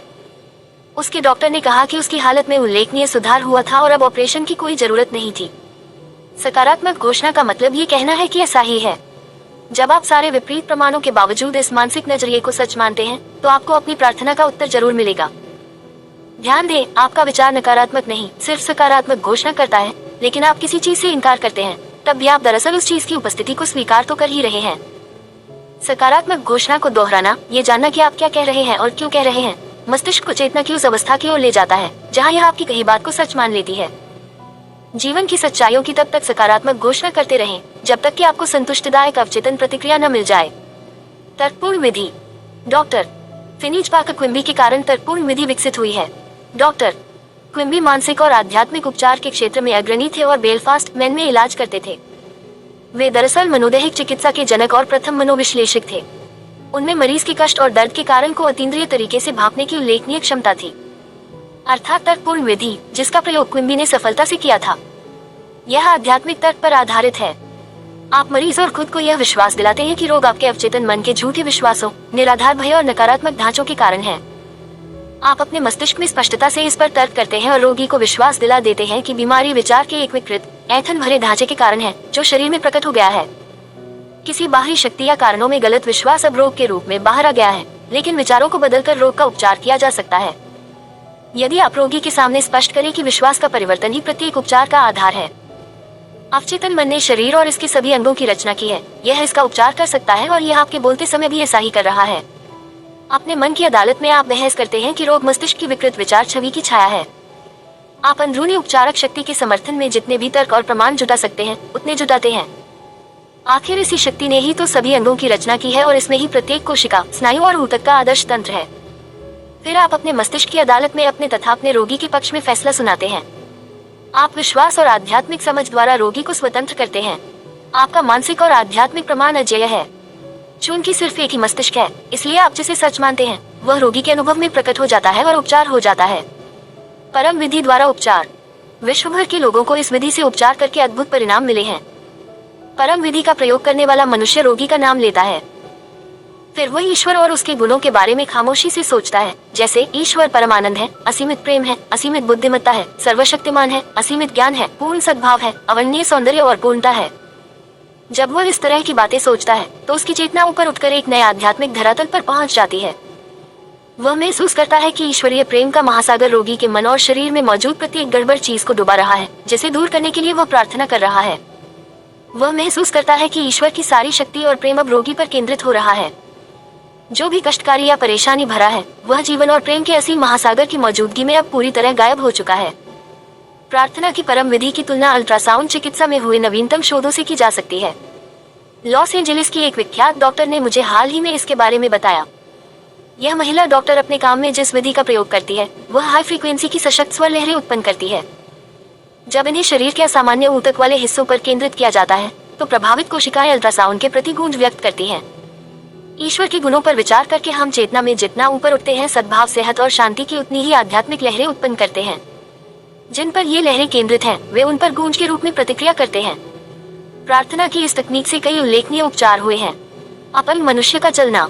डॉक्टर क्विम्बी ने अपने उपचारक करियर में परम विधि का बहुत बार प्रयोग किया था। उनकी एक पांडुलिपि बताती है कि उन्होंने किस तरह एक अपंग औरत को ठीक किया।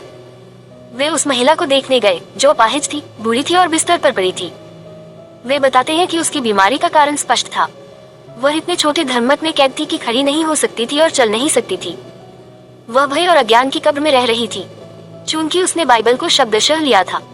क्विम्बी ने कहा कि इस कब्र में वह ईश्वर की मौजूदगी और शक्ति बंधनों को तोड़ने तथा मृत्यु से लौटने की कोशिश कर रही थी। जब महिला ने दूसरों से बाइबल के एक प्रसंग का अर्थ पूछा, तो उत्तर पत्थर जैसा मिला। फिर वह जीवन की रोटी की भूख महसूस करने लगी। डॉक्टर क्विम्बी ने उसके मामले का निदान करते हुए कहा कि उसका दिमाग रोमांच और भय के कारण अवरुद्ध हो गया है, इसलिए वह बाइबल के उस प्रसंग का अर्थ स्पष्ट नहीं समझ पाई है। इससे उसके शरीर में भारी और मंद भाव आ गया, जो लकवे में बदल गया। क्विम्बी ने उससे पूछा कि बाइबल की इन पंक्तियों का क्या अर्थ है। थोड़े समय के लिए मैं तुम्हारे साथ हूँ और फिर मैं उस परमपिता के पास चला जाऊंगा जिसने मुझे भेजा है। तुम मुझे खोजोगे, लेकिन मैं तुम्हें नहीं मिलूंगा और जहाँ मैं हूँ वहाँ तुम आ नहीं सकते। अर्थात ईसा मसीह स्वर्ग चले गए।